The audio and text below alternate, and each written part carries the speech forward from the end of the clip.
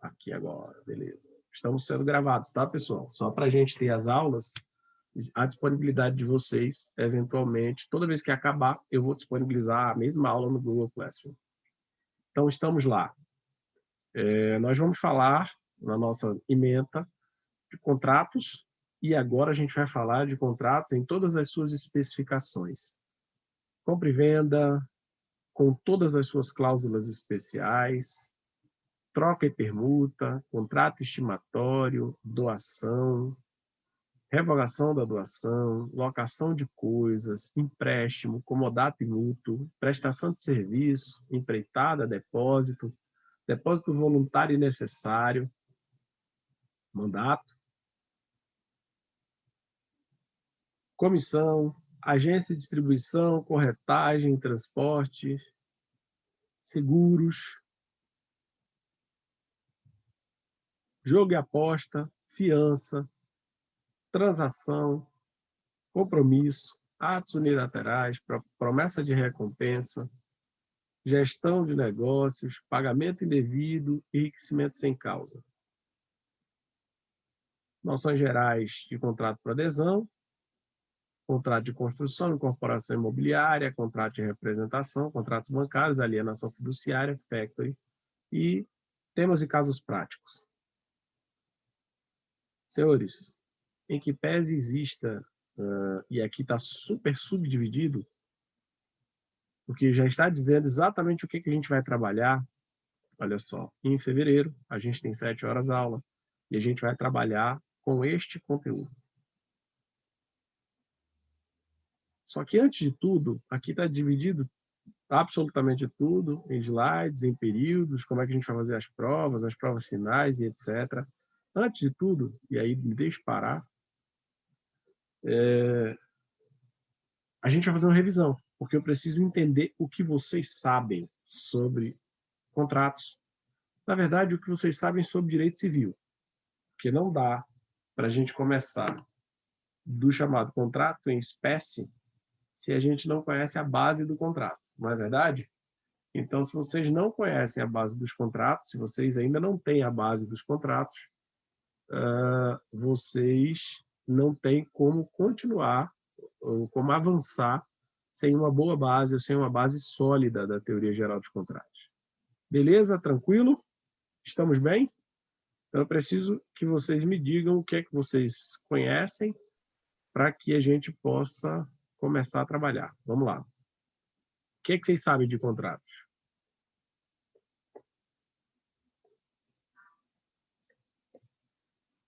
Agora é a hora que vocês falam.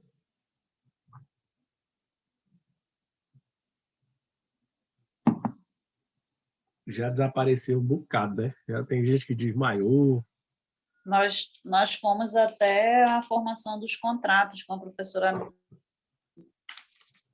Beleza. Mas se eu perguntar para vocês, Leda, você que acabou de me responder, o que é contrato, o que você vai conseguir me dizer? Fala para mim, pelo amor de Deus. Então, quando eu estiver olhando para cima, eu não estou ficando doido, não, tá? Aqui eu estou vendo vocês aqui na parte de cima, aqui embaixo só o notebook. O que é contrato?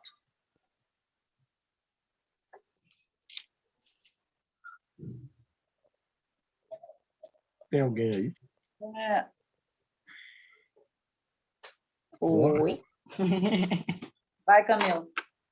Contrato é a conversão entre duas ou mais pessoas. Contrato é o quê?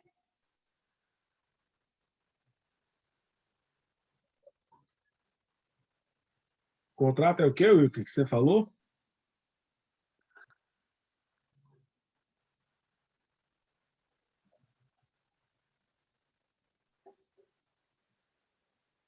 Eu posso pegar aqui o conceito que a professora Mitzi nos deu, né? Semestre Não, passado. não tem nenhum conceito. Eu quero o conhecimento de vocês. Eu não quero o que está escrito, eu não quero o livro e eu não quero anotação. Eu quero que vocês me digam o que é contrato. Porque senão a gente vai Contrato seria uma convenção entre duas ou mais pessoas. Contrato é uma convenção entre duas ou mais pessoas. Alguém concorda Isso. ou alguém discorda? Concordo. Eu concordo. Assim, deixa eu tentar falar um pouquinho. Do princípio da boa-fé, né? Vai lá. O contrato é uma formalidade que há entre duas partes, né? Ele é bilateral, diferente do contrato onde há um órgão público, mas, todavia, entretanto, quando se tem um órgão público, em certos contratos ele também pode ser bilateral. Eu estou falando o que eu sei, assim, por alto, professor. É exatamente. E que mais? Assim, deixa eu ver se eu consigo. Se eu tiver errado, o senhor me corrige, porque... Não, pode ir, continue. Tudo bem? Antigamente, as pessoas bem antigamente, as pessoas faziam os seus acordos, os seus contratos verbalmente. Aí, com o decorrer do tempo, né, para que ficasse assim uma coisa mais certa, mais, vamos dizer assim, uma coisa mais certa, mais que você pudesse cobrar depois, e aí veio o contrato escrito, né? Não mais tácito, vamos dizer assim, certo? Se eu não me engano, eu vi alguma coisa... Não, mas foi em pedal. Antigamente, a palavra da pessoa valia. Vamos dizer que hoje em dia não vale mais. Por isso que a gente tem que fazer o contrato, vamos dizer assim. Eu estou falando com as minhas palavras. Que violência na gota serena. Vamos lá. Vamos trazer algumas informações do que vocês falaram. O Wilkins falou que contrato é manifestação de vontade de duas partes e, portanto, o contrato é bilateral ou multilateral. Você disse que o contrato, e ele disse que o contrato deriva da boa-fé. Você falou que o contrato... Pode-se também dizer que é a vontade das duas partes, né? A vontade das duas pessoas. Que aí eles formam... Show de bola, a vontade das duas pessoas, beleza. Eu só estou preocupado com uma ligação. A ligação anterior à teoria geral dos contratos foi teoria geral das obrigações. Qual é a diferença, portanto, entre contrato e obrigação?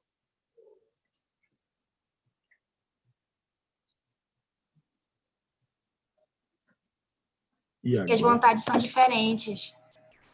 As vontades são diferentes? É isso? Eu acredito que na obrigação, muitas vezes, você tem que abrir mão de um pouco da sua pretensão para poder haver um acordo mútuo, vamos dizer assim. E no contrato, eu acredito... Se eu estiver errado, me corrija. E no contrato, não. No contrato, as duas pessoas, elas estão assim felizes, vamos dizer, ou não, né? em fechar. As duas pessoas estão felizes ou não. É sensacional isso aí. Vamos lá. Eu resumiria falando assim, professor, que seria obrigação a partir do momento que ele é convencionado. Não sei se é esse o meu pensamento, né? A partir do momento que o contrato seja convencionado, ele passaria a ser uma obrigação ou não. Sei. Agora você foi Caetano Veloso completamente. Ele seria ou não.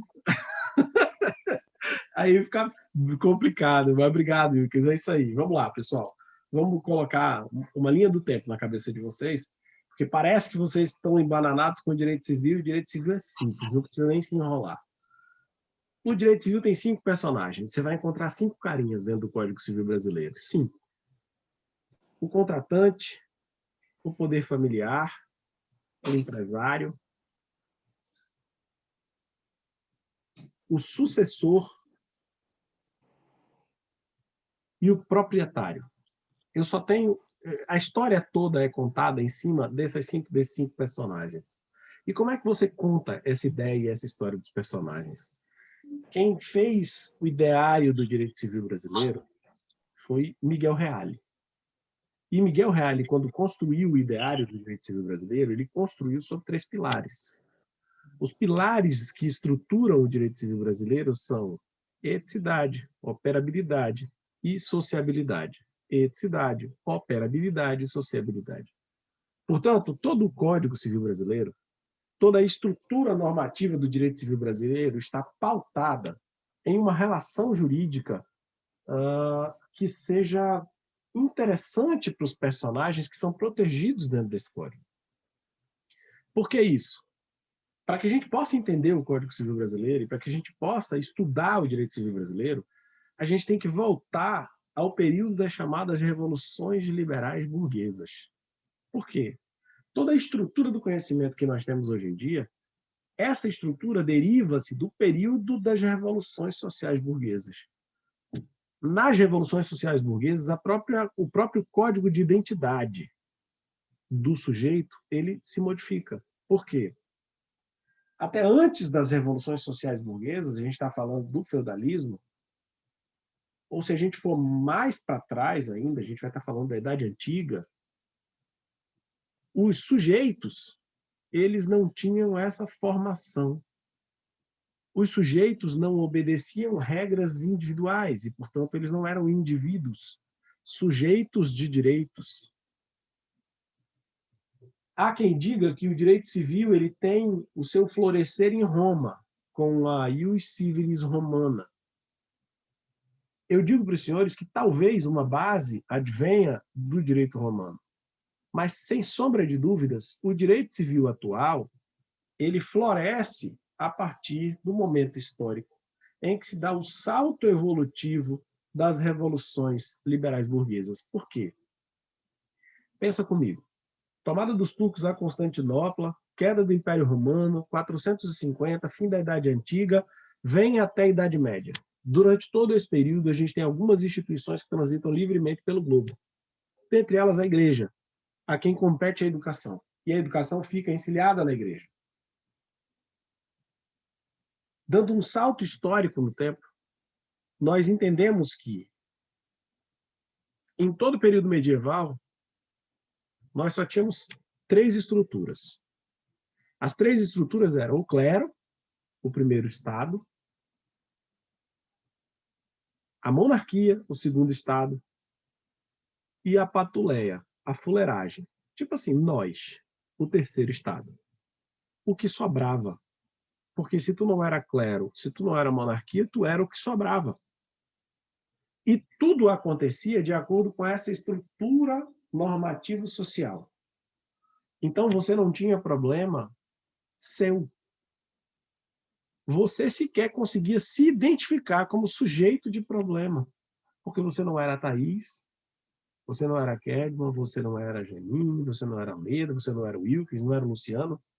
Você era integrante de um grupo social. E quando integrava esse grupo social, você tinha problema do grupo social, você não tinha problema pessoal. Porque não havia pessoalidade na estrutura normativa das pessoas. E a própria construção lógica é uma construção que não pensa no indivíduo. Porque o indivíduo não existia, pessoal. Eu não tinha características de individualidades. E se eu não tinha características de individualidade, fulano era sempre filho de Beltrano, mas que fazia parte de um clã ou de uma casta social. Estão conseguindo captar? Eu tinha uma casta e um modelo social. E esse modelo social, desde Roma, ele estava diretamente ligado à capacidade do ter. O ter era extremamente relevante. Portanto, quem tinha, ditava as regras. Por isso que em Roma, de Roma, a gente extrai a ideia do pater. Que pater é esse? É o pater família. É o altar montado para o pater família, e ele é quase uma divindade, escolhida por Deus, com poder de vida e morte sobre os seus, tratando coisas e pessoas de forma igual.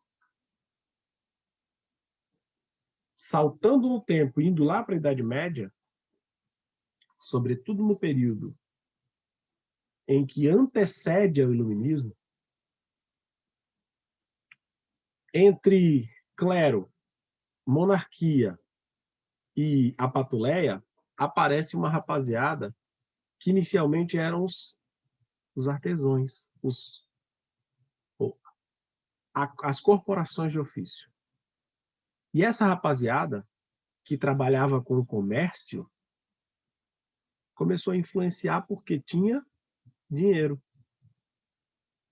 Essas influências são tão relevantes, e se a gente passar por um processo de afirmação histórica, assim como ocorreram os direitos humanos, essa rapaziada das corporações, que viviam em burgos e, portanto, passam a ser chamados de burguesia, elas começam a pressionar o Estado na formação estatal.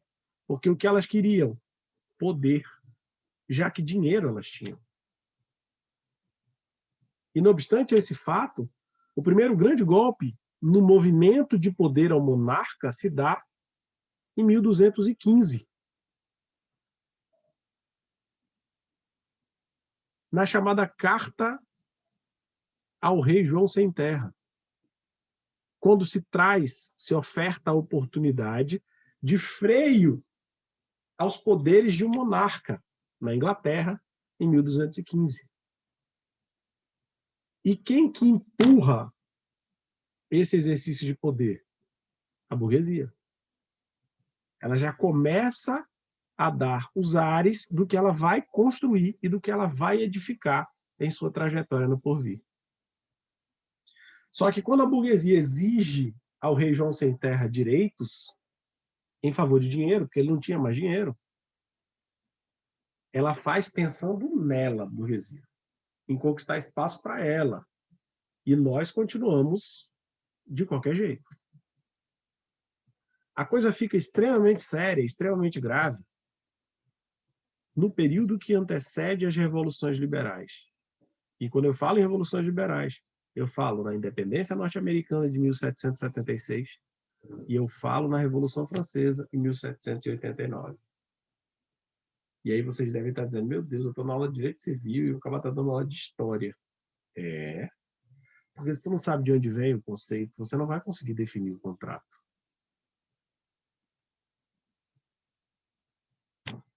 Em 1789, acontece a Revolução Francesa. E o discurso de Revolução Francesa, que é inflamado a partir da burguesia, alimentado especificamente pela burguesia, para a tomada do poder, já que a burguesia quer trazer iluminação ao conhecimento, e depois sustentado por Napoleão Bonaparte. Napoleão Bonaparte, à época, dizia, eu não serei conhecido pelas batalhas que travei, eu serei conhecido pela codificação que hei de deixar. E aí nasce a nossa brincadeira. O Code de France, ou Código Civil francês, é conhecido como o primeiro movimento em favor da proteção civil da história moderna. Por que a gente está falando sobre isso? Porque o Código Civil brasileiro é um Ctrl-C e Ctrl-V do Code de France. E veja, quem inflamou a Revolução Burguesa para a independência e a proclamação da República na França de 1789, com a tomada da Bastilha, e que, portanto, fizeram o Napoleão Bonaparte ascender ao poder, são as mesmas pessoas que foram beneficiadas pela codificação criada por Napoleão Bonaparte. Porque Napoleão Bonaparte, ele cria naquele momento o Instituto da Autonomia da Vontade. Anota isso, autonomia da vontade.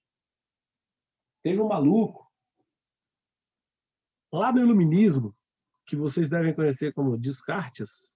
Eu vi muito nego falar isso, Descartes, porque o nome dele escreve assim. René Descartes, que era professor, pensador de educação, pedagogo, ele cria a teoria da existência. E, portanto, ele diz, eu penso, mas o que me move são as dúvidas ao afirmar aquilo que eu pensei. E se eu penso e eu sinto, eu sou indivíduo, eu sou individual. Eu tenho problemas do eu. E os problemas do eu, Camila, não são problemas do clero, nem problemas da nobreza. Não são problemas do povo, são problemas da Camila. Porque a Camila pensa. Ela é individualizada. Ela é um ser único. Aos auspícios da ideia de Descartes, Immanuel Kant, na teoria da razão pura, ele vai acrescentar umas pimentas nessa história e vai dizer que, além do pensar, a razão é o movimento da alma. E que se precisa proteger a razão. Porque em seu imperativo categórico de Kant, só para não chatear, uma das minhas formações é filosofia, tá? O imperativo categórico kantiano, ele diz que todo mundo pensa. E se todo mundo pensa igual. Daí vai nascer o que Ropo, em O Contrato da Itália, chamou de disse contrato, disse justo. O exercício da autonomia da vontade é o exercício da justiça do homem livre. Anota isso, pelo amor de Deus. O exercício da autonomia da vontade é o exercício do homem livre. Isso é Enzo Ropo, em O Contrato da Itália. Significa dizer que Napoleão, ao codificar o Código Civil francês, ele disse o seguinte, em linhas gerais: Estado, não te mete. Eu estou edificando a autonomia da vontade. E eu estou dando qual a primeira geração ou dimensão dos direitos, senhores? Qual a primeira geração ou dimensão dos direitos constitucionais? Senhores, lembram? Qual a primeira geração dos direitos constitucionais? E aí, não temos constitucionalistas? Civis e políticos. Olha! É isso aí, Cadman. A primeira geração ou dimensão dos direitos constitucionais são os direitos civis. E, portanto, os direitos do eu. Eu penso, eu existo, eu tenho propriedade, eu tenho família, eu tenho nome, eu tenho patrimônio, eu tenho filhos, eu tenho mulher, eu tenho emprego, eu tenho. Vivia-se nesse momento o Estado liberal ou o liberalismo do Estado, em que o próprio Napoleão dizia: eu criei a lei, só cumpram. Está escrito aí. E se todo mundo é capaz, porque pensa, e todo ser humano é um fim em si mesmo, veja que isso é o pensamento kantiano. Se todo ser humano é um fim em si mesmo, portanto, o ser humano não tem preço, o ser humano tem valor. Eita pau, que a gente nem sabia que isso vinha daí, né? Se o ser humano tem valor e não preço, o ser humano não pode ser comprado. É isso que nos diferencia das coisas.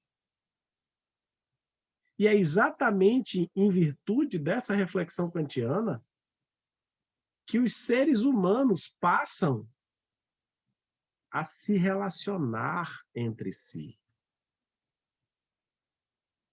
E essa relação deriva de onde, pessoal? Da autonomia da vontade. Tá claro para vocês? Tá tranquilo? Vocês estão entendendo? A história Claro, toda como nasce da necessidade da autonomia da vontade. Era necessário construir um discurso para que as pessoas, com suas vontades, pudessem exercer essas vontades e tivessem proteção para o exercício dessas vontades. E isso acontece com as revoluções liberais burguesas, porque quem que tinha patrimônio, quem que tinha dinheiro, quem que tinha família, quem que tinha empresa, quem que tinha comércio, quem tinha? A burguesia. E para quem Napoleão construiu o Código? Para a burguesia. O Código Civil é construído e alicerçado até hoje em favor da burguesia. Porque nós estamos no direito iminentemente privado, cujo exercício iminente privado é o exercício da manifestação da vontade das partes. Ficou claro? Fez sentido para vocês isso agora? Essa vontade das partes, ela é a vontade que alimenta o direito. Mas antes de alimentar o direito das partes, ou a vontade das partes, na teoria geral das obrigações, eu precisava definir quem são essas partes.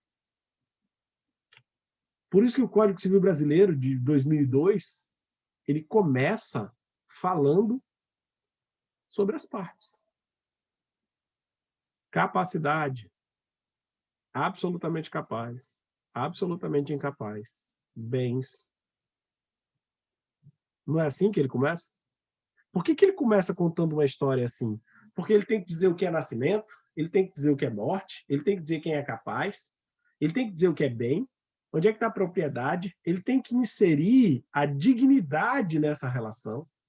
E essa inserção da dignidade é a inovação da Constituição de 88, porque não adianta eu ser sujeito de direitos se eu não tenho dignidade. E essa dignidade vem de onde? Da Constituição. Da liberdade constitucional, da dignidade constitucional e da busca constante por um valor axiológico para que todas as pessoas sejam chamadas de pessoas dignas. Não importa como elas se encaram na vida. Mas a formação da história, que esqueceram de contar para vocês, é o direito civil é uma história sobre pessoas. E o Código Civil, ele é um binômio. Vou repetir. O Código Civil é um binômio. Lá dentro, você só encontra duas coisas: pessoas e coisas. Dentro do Código Civil, você só encontra duas coisas: pessoas e coisas. E daí se extrai que essa trajetória a ser contada, baseada na manifestação da autonomia da vontade napoleônica, ela existe pelas várias relações desse binômio. Pessoa com pessoa, pessoa com coisa com coisa e coisa com pessoa. Porque tudo dentro do código são relações privadas. São relações que derivam do desejo íntimo, da vontade expressa das pessoas. E é exatamente isso que os senhores estão estudando. A vontade expressa das pessoas foi chamada de obrigação lá no terceiro período. E vocês aprenderam que obrigação é a relação jurídica intersubjetiva entre o credor e o devedor, que faz um vínculo entre partes para uma prestação, o cumprimento de uma prestação, em que o devedor se submete ao cumprimento natural ou forçado da obrigação. Se ele não cumprir, vai se lascar. Se ele não cumprir aquela obrigação, a consequência será a execução forçada da obrigação. Não foi isso que vocês aprenderam?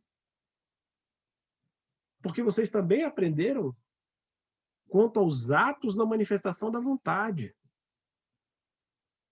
E, portanto, o ato, o fato e o negócio jurídico têm características diferentes. E aí, aqui eu abro a aula do semestre passado dizendo para vocês que contrato é a roupa, contrato é a roupa das obrigações.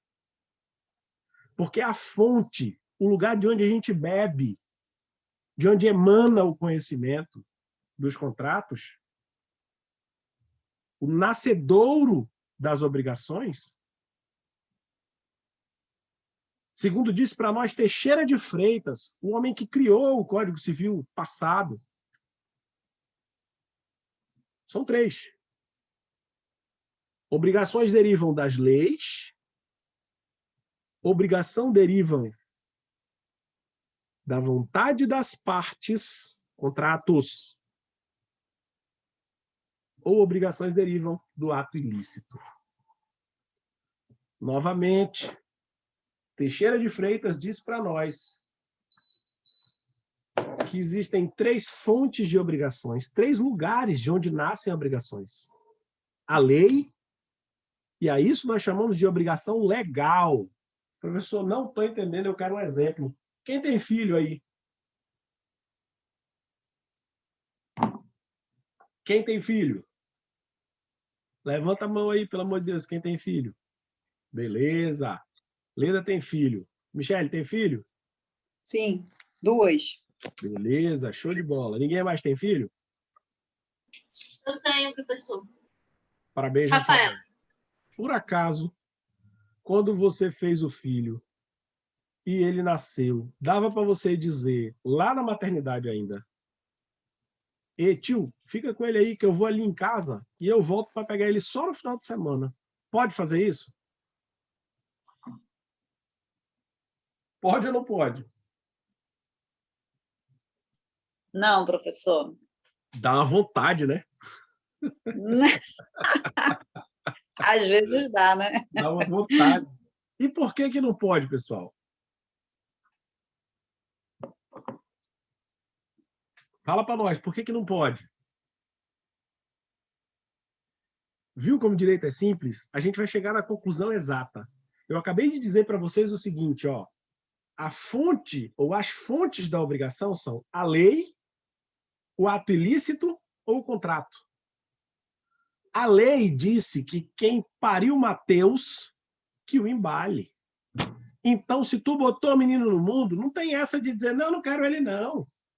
Não quero ele é a gota serena, como diz lá na Paraíba. Vai assumir a responsabilidade. Porque você gerou uma obrigação. E se você gerou uma obrigação, a lei fez nascer para você uma obrigação. Isso é uma obrigação legal. Tá claro? Quem tem carro aqui agora? Porte de arma, né? É isso aí. Tem carro, tem porte de arma e tudo. Imagine que você está andando no seu carro, sua BMW 0 linda, X6, uma coisa maravilhosa, um carro belíssimo. Só que você não é assim uma pessoa muito cuidadosa. E aí você dirigindo a sua BMW na Ponta Negra, a 120 km por hora, se descontrola e acerta o muro do meu prédio. Destrói o muro, arrebenta a parada toda aqui.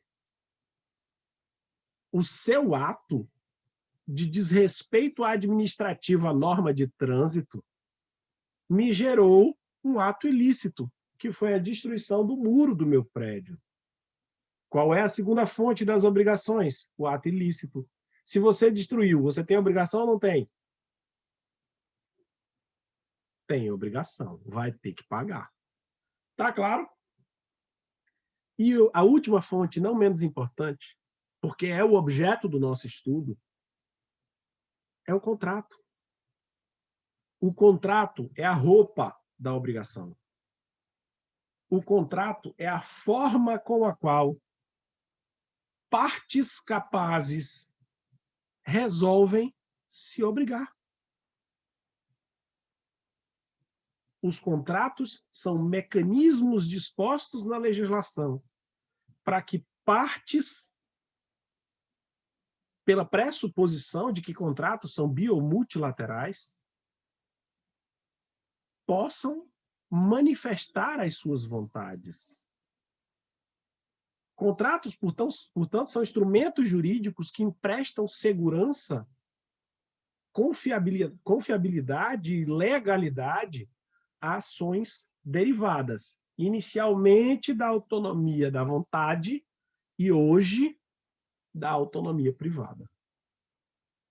Porque aquilo que era lá atrás, em Napoleão, a autonomia da vontade, com a evolução do tempo, se transformou o Estado liberal, se transformou no Estado social, porque o Estado liberal era o Estado do laissez-faire, laissez-passer, era exatamente o que dizia na França: eu fiz a lei, se vire com a lei.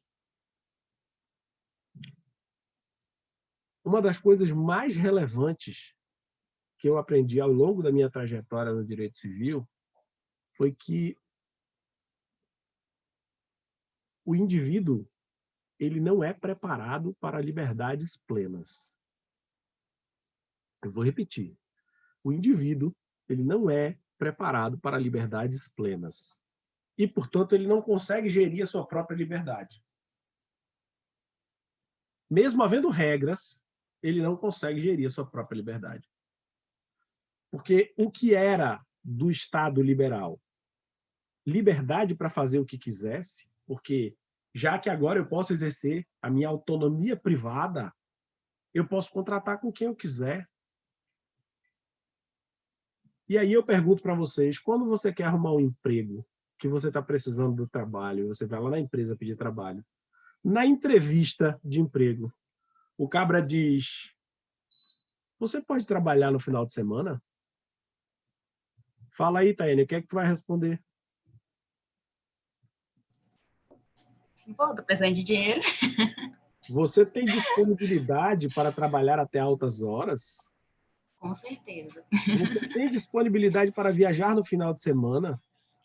Também tenho. Viu o que está acontecendo aqui, pessoal? Ela é capaz e eu, como empregador, sou capaz. No estado lá das liberdades absolutas, ela ia fazer um compromisso que ia prejudicar ela própria. Porque o estado liberal demais, do welfare state, é o estado seguinte, mas do laissez-faire, laissez-passer de Napoleão, o estado libertário, teve como consequência o abuso de direito. E o mergulho na segunda dimensão, ou na segunda geração dos direitos constitucionais, que foram chamados direitos sociais. Porque liberdades demais para o direito civil só geram duas coisas: filho ou desrespeito. Não é verdade? Como diz lá na Bahia, ousadia demais, rei, é barril. Liberdade demais só gera filho e desrespeito. E aí o que acontecia? Assistam um filme Tempos Modernos, do Charlie Chaplin. As pessoas que passavam fome, porque o fato posterior ao momento histórico, revoluções liberais burguesas, é a revolução industrial. E aí o capitalismo faz pum, explode, as pessoas querem trocar a escravidão por mão de obra de trabalho, botam as pessoas para trabalhar, e aí trabalha idoso, criança, cachorro, mulher, não interessa, quer trabalhar porque precisa de dinheiro. E aí fica feita a Taene aqui, prometendo que vai trabalhar de madrugada, prometendo que vai trabalhar no final de semana, prometendo que não vai nem dormir mais, porque ela quer um emprego. E era necessário que os direitos evoluíssem de tal sorte que, além do Estado libertário, tivesse freios. Por isso que a Constituição fala do sistema de balance. Vocês já viram isso? Já ouviram isso? Balances, ou sistema de freios e contrapesos. E aí o Estado se transforma do Estado, que era o Estado liberal da autonomia da vontade, para o Estado social. Por isso que a segunda geração, a segunda dimensão dos direitos constitucionais afeta o direito civil. Porque ele vai dizer, olha só, eu tenho que fazer o contrato, mas eu tenho que respeitar o descanso intrajornada, viu, Thaís? Porque os direitos trabalhistas aparecem nesse momento. Já que o direito do trabalho também é direito privado. O direito do trabalho ele é tão ousado, que ele é um contrato de direito civil e ele resolveu se revoltar e fazer um contrato só dele. Mas ele é direito civil, é contrato, é obrigação entre as partes. Só que é uma obrigação tão requintada, tão refinada e tão protegida que ela é uma obrigação social. Tá claro isso? Porque já estamos numa segunda dimensão. Já estamos no contrato social do welfare state. O contrato social é o contrato do welfare state. E é bem essa ideia. O contrato social de Jean-Jacques Rousseau fala que nós, povo, somos detentores do poder. E que nós pactuamos com o Estado e transferimos esse poder para o Estado. E o Estado exerce esse poder contra nós apenas sob certos limites. Esse é o contrato social. Tranquilo? Beleza até aqui, mas a gente vai pular mais uma vez. Porque a gente não vive no Estado laissez-faire de Napoleão. A gente não vive no welfare state social de Getúlio Vargas. Nós vivemos no Estado democrático de direitos de Jair Messias Bolsonaro. Tá ok? Por que eu estou dizendo isso para vocês? Porque hoje a relação contratual é uma relação que é prezada pelo Estado democrático de direitos, inclusive ele, presidente da República, que foi nomeado presidente da República, que é votado presidente da República, que exerce as funções de chefe do poder, do governo e do Estado, só o fez em detrimento do Estado democrático de direito que nós vivemos. O contrato do Código Civil de 2002 é um contrato recheado de proteção, que tem valor social, que tem valor liberal e que tem valor democrático. Por isso que as senhoras e senhores estudaram no ano passado que dos princípios dos contratos nós temos os mais relevantes. Quem falou isso não foi Metzellen, quem falou isso foi Miguel Reale. E dos mais relevantes o conteúdo de vocês começou no artigo 421 do Código Civil Brasileiro. O artigo 421 vai falar da função social do contrato. Mas também vai falar da autonomia privada. Lembra da autonomia da vontade? A autonomia da vontade se perde porque vontade dá e passa. Agora é a autonomia privada. São os entes privados que exercem o seu desejo, a sua vontade. E exercem essa vontade para celebrar as mais variadas obrigações, porque a Constituição de 5 de outubro de 1988 disse para nós, no direito civil, tudo aquilo que não é proibido é permitido. Tudo aquilo que não é proibido é permitido. E se tudo aquilo que não é proibido é permitido no direito civil, o que eu posso contratar? Tudo. Posso fazer contrato de qualquer coisa. Posso fazer contrato para a Thaís pentear o cabelo do meu cachorro? Posso. É proibido? Não. Se as partes são... Aí a gente vai voltar para Pontes de Miranda. Se as partes são absolutamente capazes, se a forma é lícita, possível, determinada ou determinável, se ela não é prescrita ou defesa em lei, eu posso celebrar a obrigação, eu posso celebrar contrato. Portanto, se ela é capaz, ela é maior de idade, ela não tem nenhuma espécie de deficiência mental, e se eu tenho dinheiro, ela quer o dinheiro para pentear o cabelo do meu cachorro, exerçam a vontade das partes. A autonomia privada, que é exercida em um binômio. Por que fazer? E como fazer? Ela é inserida na função social. A autonomia da vontade será exercida nos limites da função social do contrato. Está escrito no artigo 421 do Código Civil Brasileiro, que é o conteúdo da disciplina passada de vocês. A função social, portanto, ela passa a ser a pedra angular da relação contratual. Porque a gente já sabe que a relação contratual é a manifestação significativa da intenção de fazer, de não fazer, ou de dar, das partes. Lembram das obrigações? As obrigações são dar, fazer ou não fazer. Não é isso? Então, eu só posso dar, e o dar pode ser na modalidade de entregar. Fazer ou não fazer. Portanto, o meu contrato será ou de prestação de serviço, ou de entrega do que quer que o valha, nas modalidades de dar, fazer e não fazer. Estão entendendo até aqui? Isso é tudo revisão. Eu não entrei no conteúdo. A gente está fazendo uma grande revisão de pelo menos 3 livros antes para a gente entrar no conteúdo, que começa no artigo 481 do Código Civil Brasileiro, mas não se preocupem. A gente entra no 481 a partir de quinta-feira que vem. Hoje, nós vamos revisar, porque eu quero todo mundo sabendo do que a gente está falando. Estão entendendo? Está claro? Estou sendo compreendido?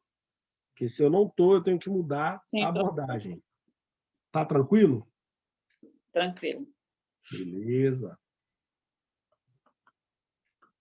Continuando a nossa história, o segundo princípio, e aí eu diria que eu encerro os princípios, porque eu tenho 3 grandes princípios da relação contratual. Esses são significativos. Capacidade satisfativa ou capacidade de satisfazer a obrigação. E dentro da capacidade satisfativa tem a autonomia da vontade, portanto, autonomia privada.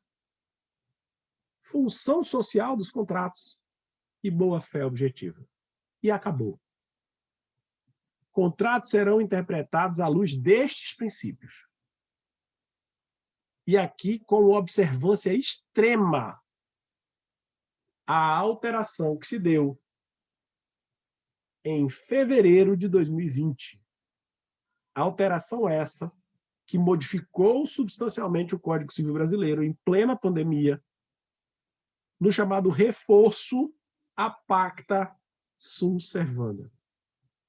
Lembram lá o que é Pacta Sunt Servanda? Fala para nós aqui.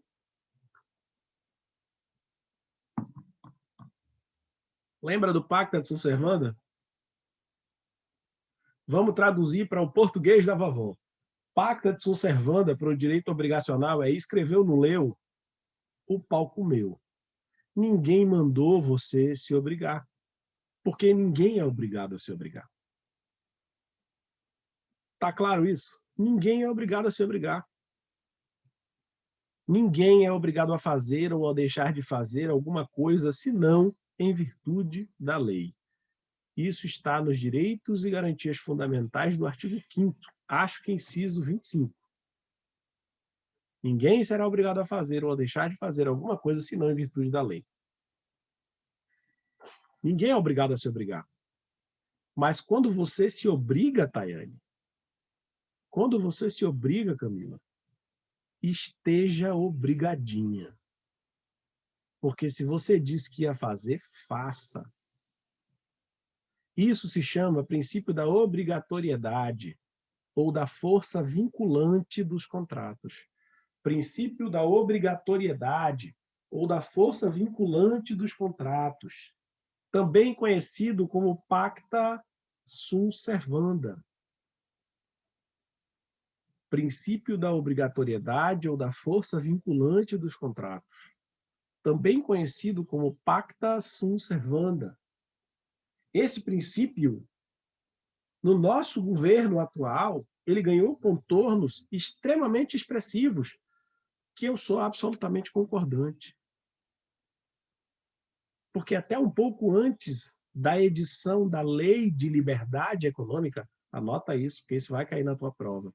Lei de Liberdade Econômica, por quê? Porque ela alterou ano passado o Código Civil Brasileiro. por força da Lei de Liberdade Econômica, o atual Estado brasileiro disse o seguinte para nós em recado. Ele disse, olha só, contrato é para ser cumprido. Porque ninguém mandou você contratar. E se você contratou, se vire para resolver o seu contrato. Porque hoje nós vivemos em um Estado neoliberal.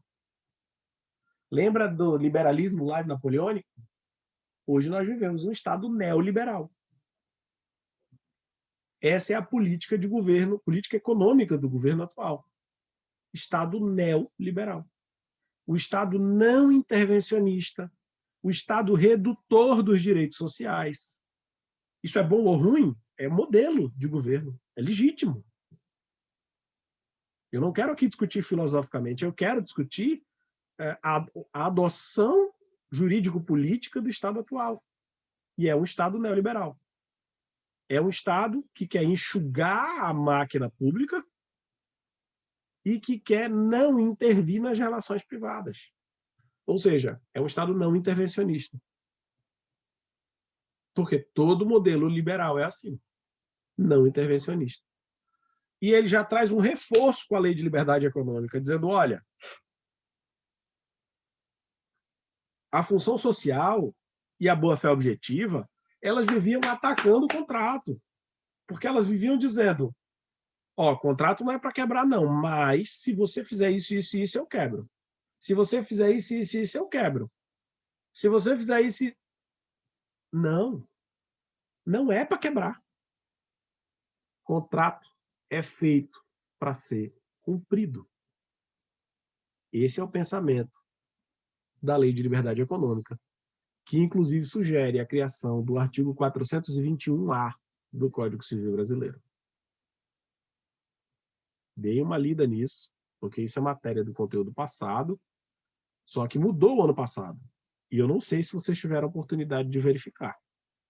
Mas certamente isso vai cair no exame de ordem de vocês, porque na avaliação de vocês eu já estou dizendo que vai. Mas no exame de ordem, com toda certeza. Porque é uma modificação em plena pandemia da interpretação da função social dos contratos. Então, nós temos que o contrato ele é um expediente privado com normas de direito privado que asseguram a livre manutenção da intenção das partes de pactuar obrigações, de construir direitos e deveres. Por que não? Porque se o contrato for de não fazer, eu estou construindo um dever. Não é verdade? Eu construo um dever com a Sara de que ela não pode construir a casa dela com mais de 3 andares. Por quê? Eu sou o vizinho de trás da casa dela e eu quero ter o meu direito de olhar para o rio, para a vista. Então, eu pago para ela em um contrato de obrigação de não fazer, para que ela não construa. Ela está recebendo para não construir. Se ela descumpre esse dever, essa obrigação, ela tem que me indenizar. Claro isso? Os contratos, portanto, são vestes elegantes das obrigações. E essas vestes elegantes das obrigações, elas seguem um rigor técnico e um rigor jurídico. Mas, prioristicamente falando, contratos não têm forma. Prioristicamente falando, contratos não têm forma. Por que não tem forma?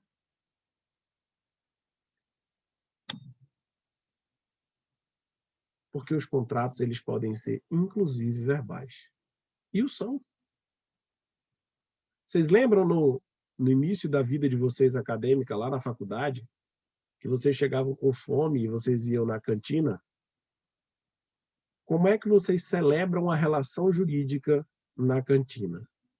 Outra coisa que eu vou dizer para vocês é que me dá o problema e eu vou te dar a relação do direito civil. Por isso que não adianta tu ficar dizendo, não, eu gosto de penal. Penal é para quem estudou pouco, porque é fácil. Para começar, civil é para quem estuda muito, porque é difícil. Quando os meus amigos penalistas vêm dizer, mas você não sabe o que é soltar um preso, a liberdade que é isso. Eu disse, tu não sabe o que é honorário sucumbencial. Nunca vai saber na vida, porque não atua no direito elegante. Eu atuo no direito elegante, no direito civil. Eu atuo no direito onde tem empreitada, briga de terreno, onde tem herança, onde tem empresa, onde tem arbitragem, onde tem ações. Não me meto com bandido. Acabou. Acabo com os meus amigos do penal. E eu sacaneio eles o tempo todo. O Felipe Braga morre comigo, toda vez que eu falo isso. E aí ele, quando vem fazer graça, ele cala sua boca, que seu escritório faz mais civil do que penal. Então não fica falando besteira, não. Prestem atenção. O contrato, em que pese tenha uma forma, ele não pode ser disposto com forma. Porque vocês celebram o contrato o tempo inteiro. Hoje vocês estão celebrando um contrato. Nesse momento aqui, a gente está por força de um contrato.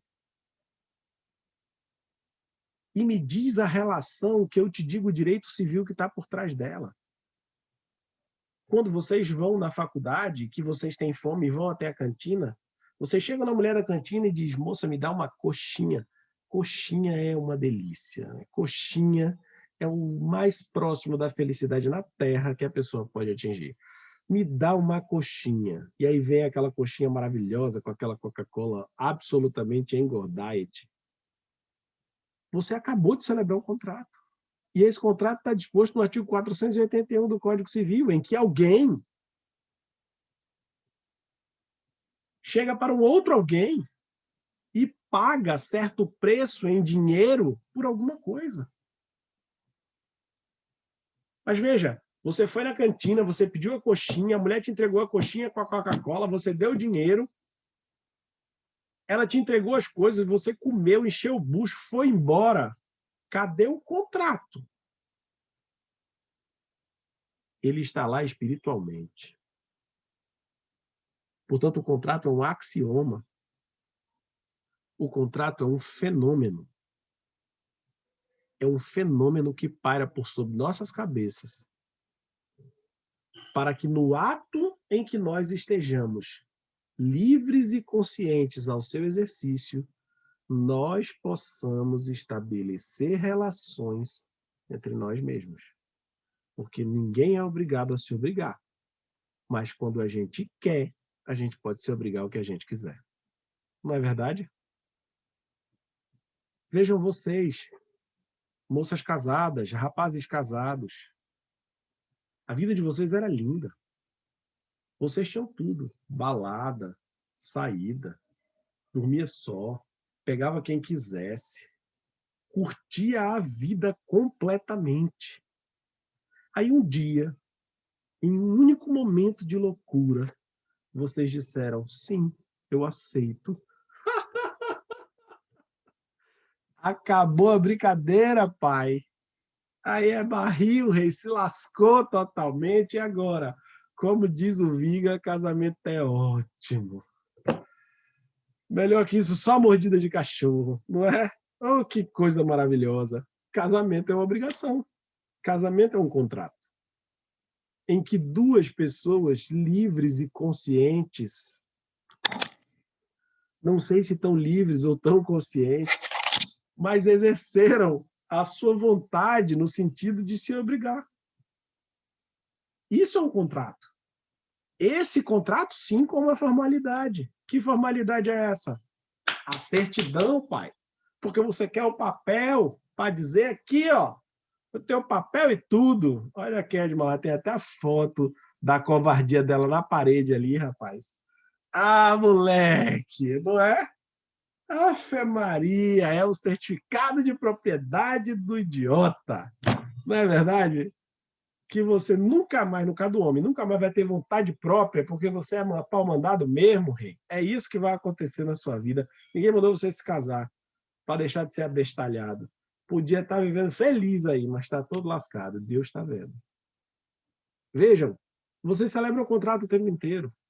Quando chamam o Uber, quando pegam um táxi, quando compram uma passagem de avião, quando vêm para a escola, quando comem quando pedem para o mecânico, o lanterneiro, a pintura, o construtor, quando pagam o condomínio, vocês estão cercados pelos contratos. E o contrato é esse elemento anímico que está por sobre nós. É esse elemento nas sombras, essa força espiritual, que ela vai acontecer e acionar um gatilho no momento em que as partes que disseram vamos fazer assim e assado descumprirem aquilo que foi pactuado. Qual é a consequência quando a pessoa casada faz besteira e pula cerca? O que é que vai acontecer? Caixão. Que é isso, rapaz? Deixa desse absurdo, para com essa violência, respira. O que é que acontece quando a pessoa faz coisa errada no casamento? Conta aí. O que ela falou, hein?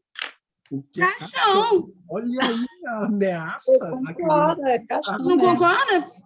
Concordo, lógico. Deus me Se livre. tiver alguma mulher aí que vai dizer outra coisa. Ave Maria. Água quente no ouvido.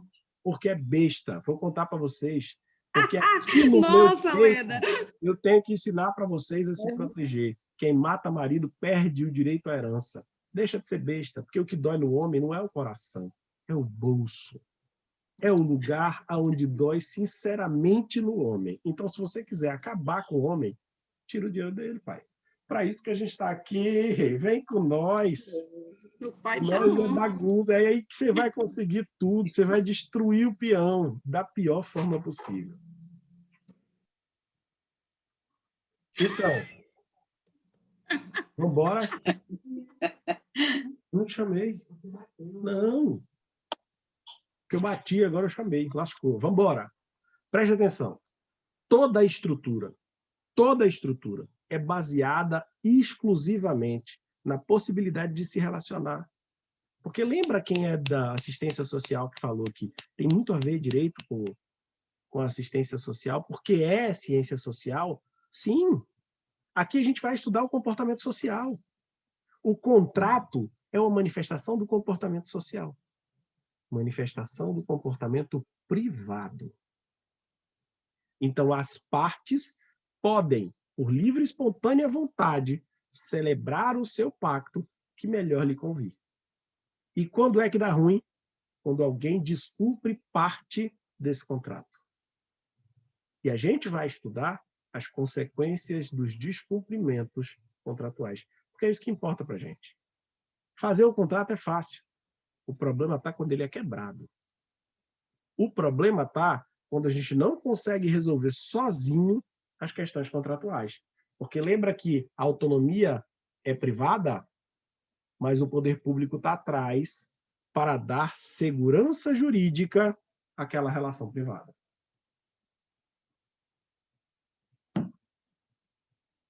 Está claro isso? Porque se não tivesse segurança jurídica, ninguém ia fazer contrato. Se não tivesse segurança jurídica na relação contratual, ninguém contrataria. Por que você casa? E o casamento é bom para a mulher, que a mulher se desespera logo. De antemão, vou dizer para vocês que casamento é contrato. Casamento tem nada a ver com amor. Isso é idiotice. Casamento é contrato.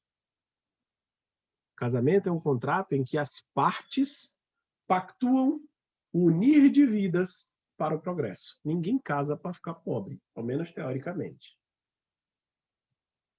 Mas, como diria Schopenhauer, não podia ser alguém mais revoltado que Schopenhauer. Casamento é a perda de metade dos direitos e a contração do dobro das obrigações. Olha Schopenhauer, maravilhoso aí, velho. Casamento é a perda de metade dos direitos e a contração do dobro das obrigações. Essa citação dele está feita no livro Direito de Família, de Carlos Alberto Gonçalves, na primeira página.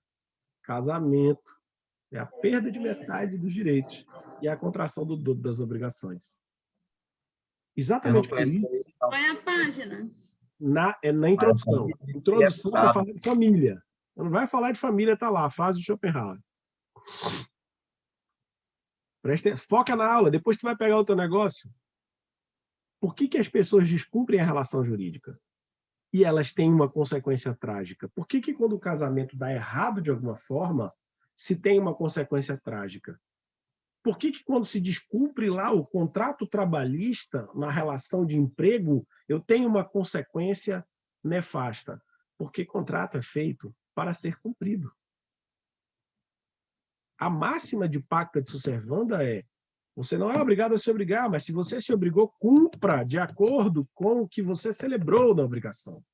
Porque todo aquele que resolver dissolver uma relação, ele terá consequências.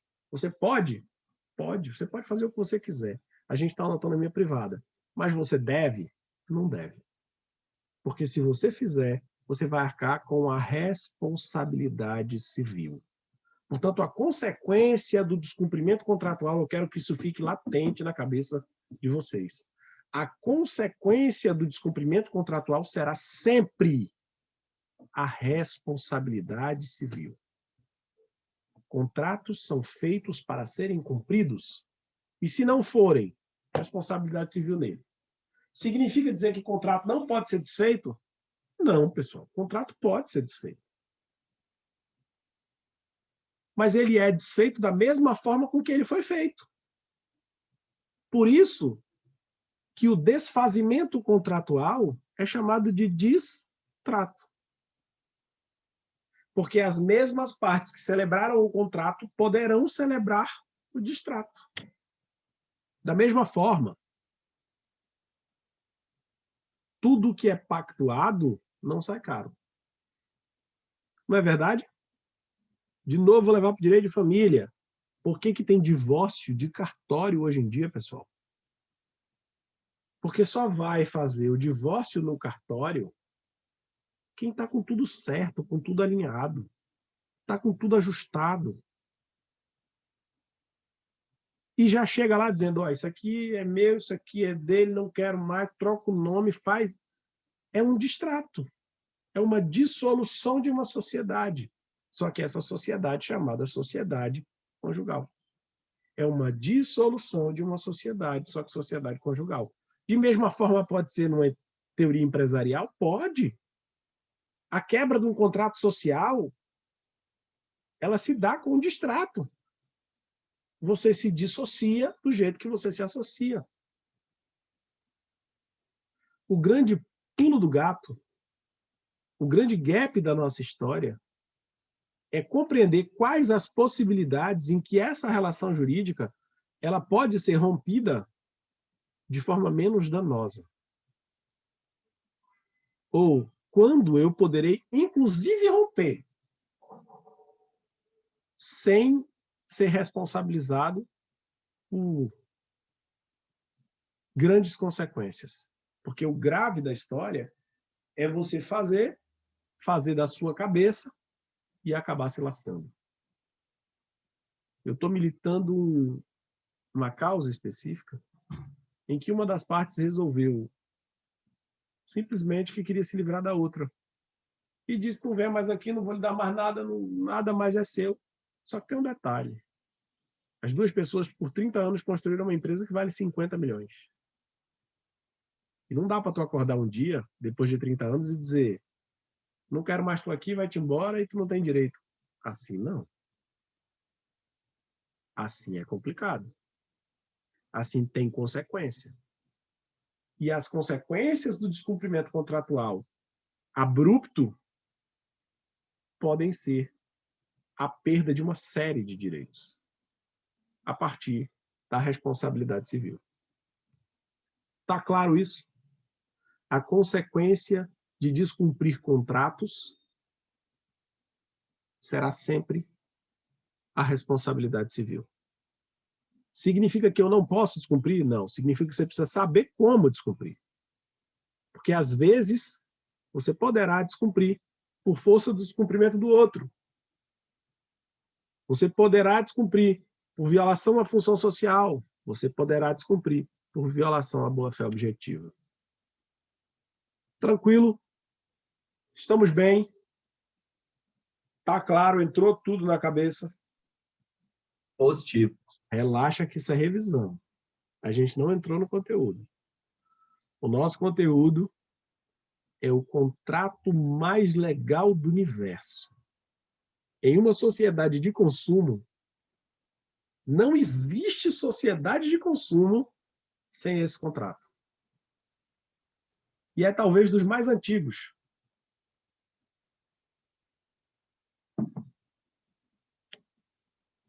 Falaremos do contrato de compra e venda.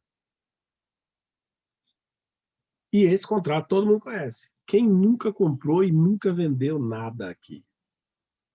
Mas a gente já parou para pensar o que é o contrato de compra e venda? Ou como se dá um contrato de compra e venda? Ou quantos fenômenos estão por trás do contrato de compra e venda?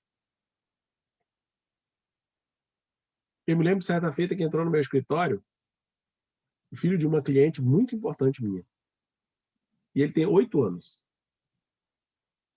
E aí ele entrou com ela. E ela foi, sentou na minha frente. Eu quero que você processe a empresa fulano de tal. Eu não vou falar porque essa aula vai ficar gravada e é uma empresa local.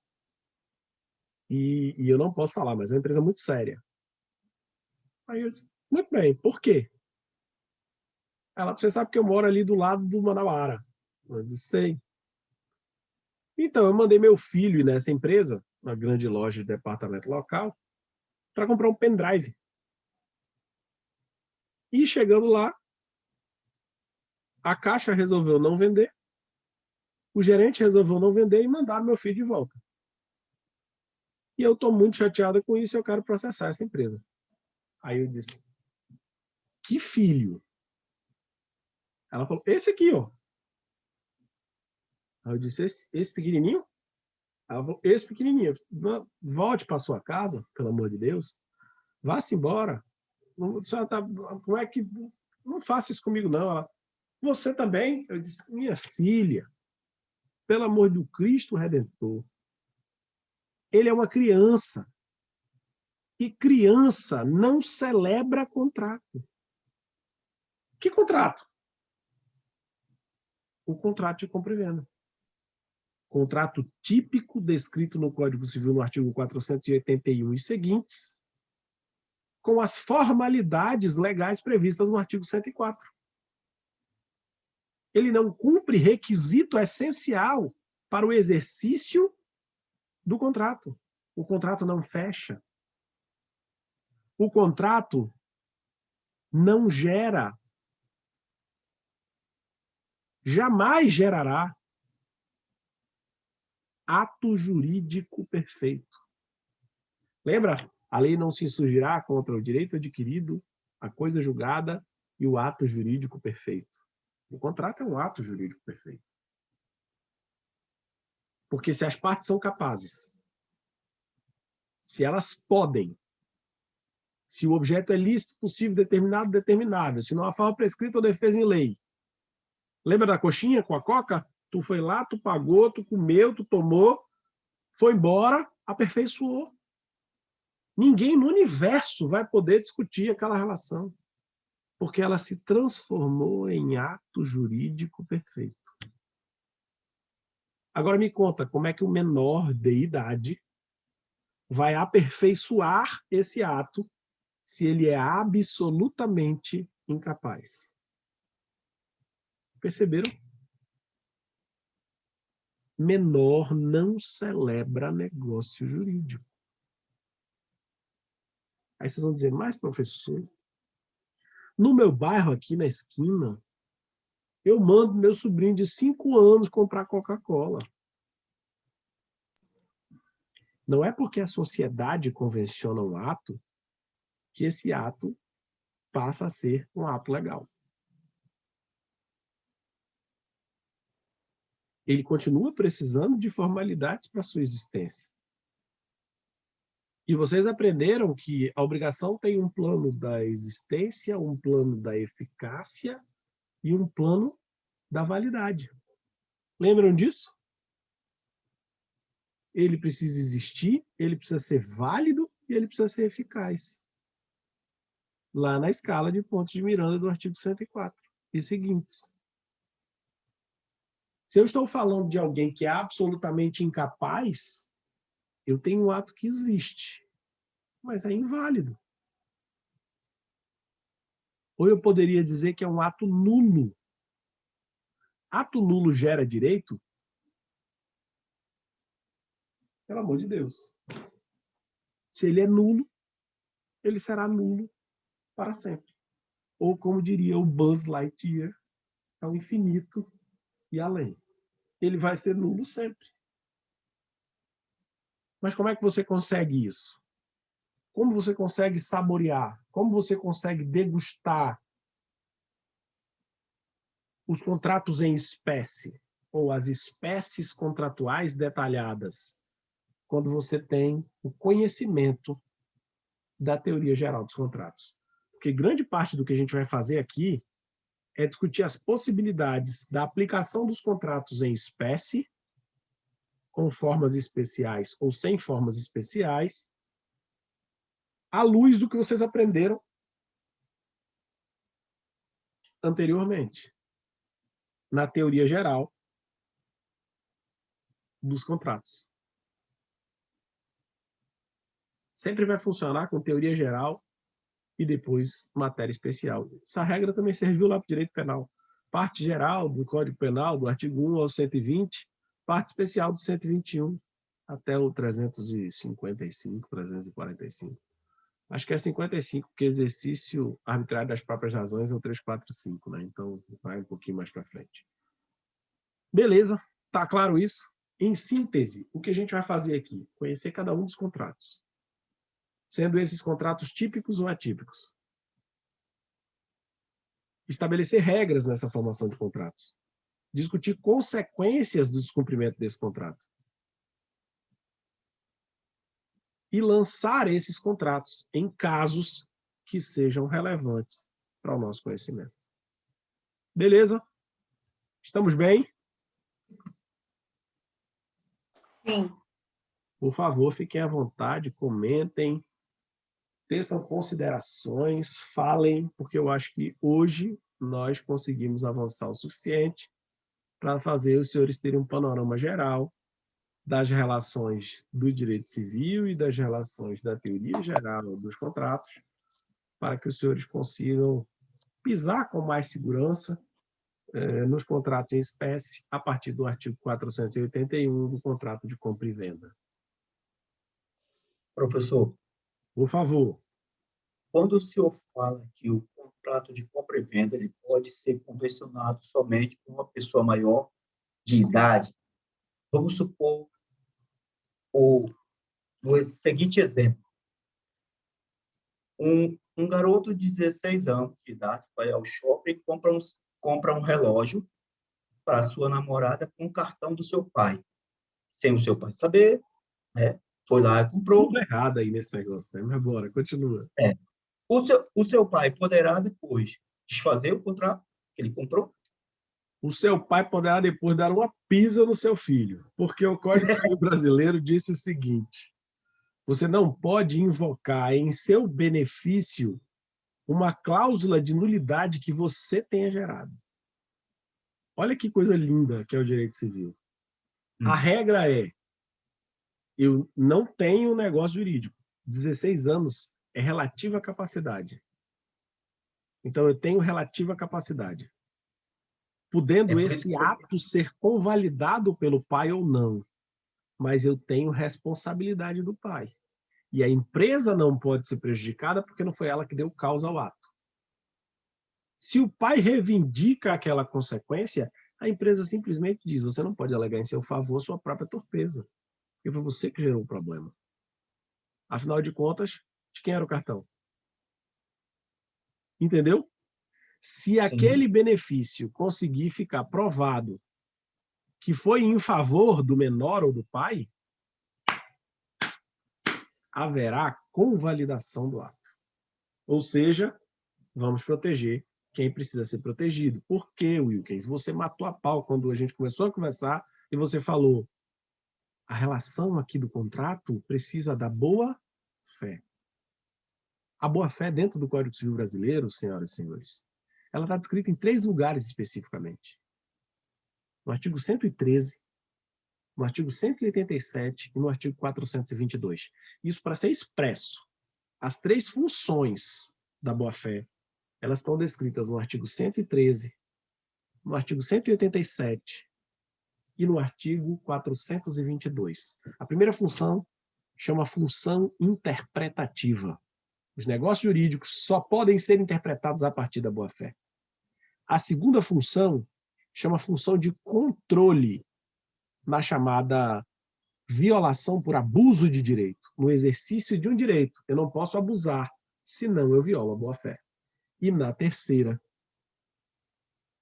eu tenho a boa-fé contratual. Os contratos se dão à luz da boa-fé. Então, a boa-fé, ela gera um efeito escudo para aquele que está de boa-fé. Anota isso para a vida, não é para a aula. É para a vida. A boa-fé gera um efeito escudo, ou seja, você tem um escudo que te protege quando você está de boa-fé. Quer um exemplo? Bota no Google nesse momento. Convalidação de união estável contra casal casado.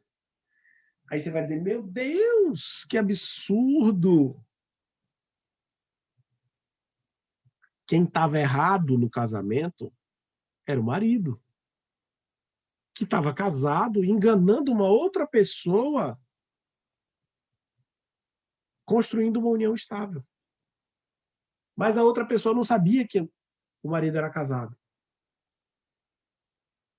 E a partir da sua morte, as duas foram reivindicar direitos, e nós sabemos que não dá para ter um casamento e união estável ao mesmo tempo. Mas quem estava de boa fé? As duas. As duas não sabiam da existência dessa pataquada. E o que é que o Poder Judiciário faz? Relação privada. Princípio da proteção da boa-fé. Quem está de boa-fé são elas. Então, para elas, a boa-fé. Para ele, é má-fé. Mas ele morreu. As duas vão receber pensão, indenização, seguro, juntas. Uma em união estável e uma em casamento. As mulheres vão dizer, meu Deus, é o fim da minha vida. Não, não é. Isso é justiça. Isso é equidade. É por essa justiça... E quando a mulher prova que ela é amante. Não te que ela é amante e que ela usou de má fé. Não te desespera, não fica querendo matar a pessoa, não. Porque senão tu vai dar pinta. Não te desespera. Respira. Não dá pinta, minha filha. Olha só. Se a amante tinha conhecimento do casamento, não temos boa fé. Temos má fé. E, para ser específico, o artigo 1514 do Código Civil diz que terceiros, pessoa jurídica de direito público ou privada, não poderão atacar o casamento. Ou seja, Ricardos e Patrícias, não ataquem aqui a fuleiragem minha com o meu fuleirante. Porque nessa fuleiragem só basta nós dois. Entendeu? Se você sofre um ataque externo, você pode pedir indenização, inclusive, para as duas partes. Jurisprudência extremamente recente. Indenização contra a criatura, o Ricardão, e contra a parte. Pense num corno inteligente aí, Cadma, tá vendo aí? Levou chifre, mas não quis matar. Destruiu economicamente os dois. Tá certo? Ave Maria, tá certo demais. Deixa eu abrir aqui uma porta. Vai. Vai.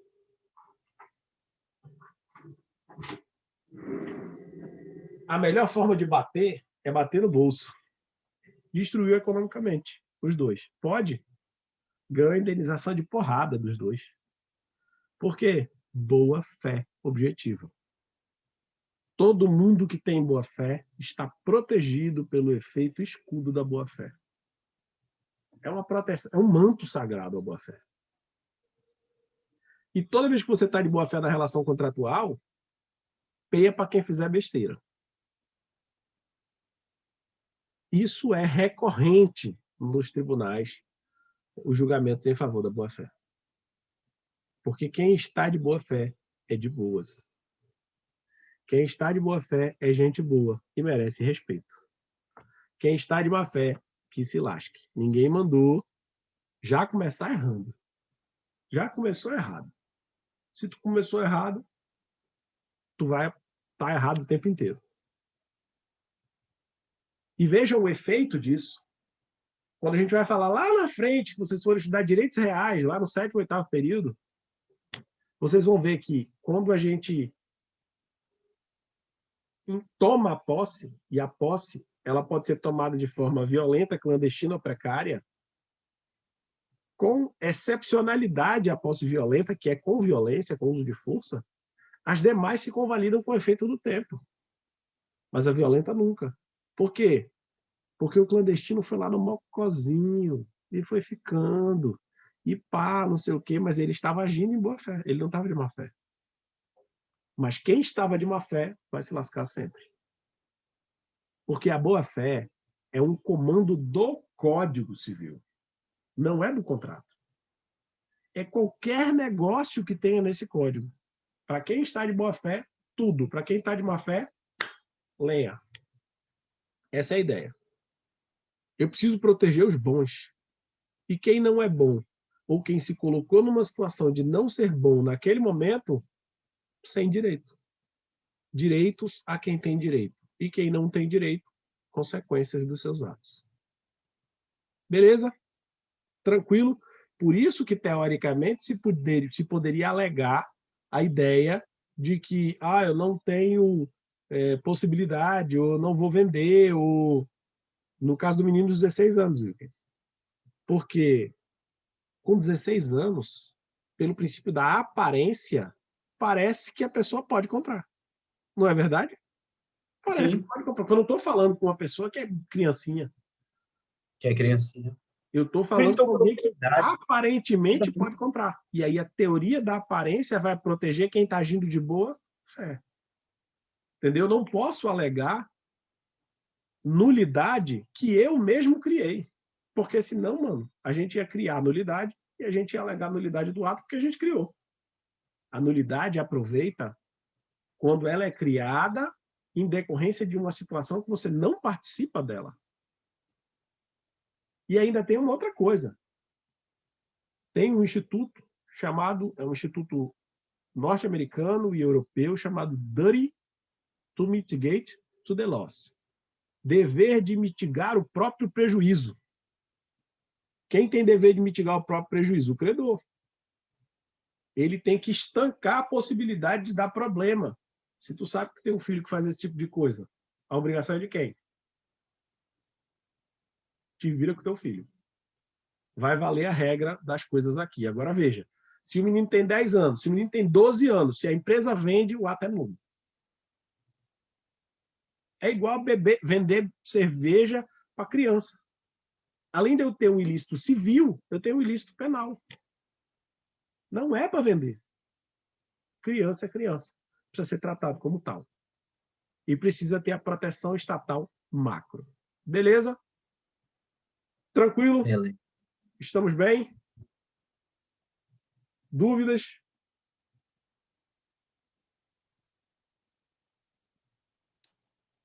Estou gostando demais dessa aula, viu, professor? Gostou? Maravilhosa, professor, sua aula. Mesmo. Muitas ideias aí, agora no final. Eu que agradeço. Estamos juntos. E talvez porque eu não queira vender... Olha, sabe qual é o grande problema do direito? E eu vou falar aqui para você, vou até parar, porque eu não vou deixar isso gravado, que nego já não gosta de mim normal. Imagina eu falando esse tipo de coisa. Parabéns, professor.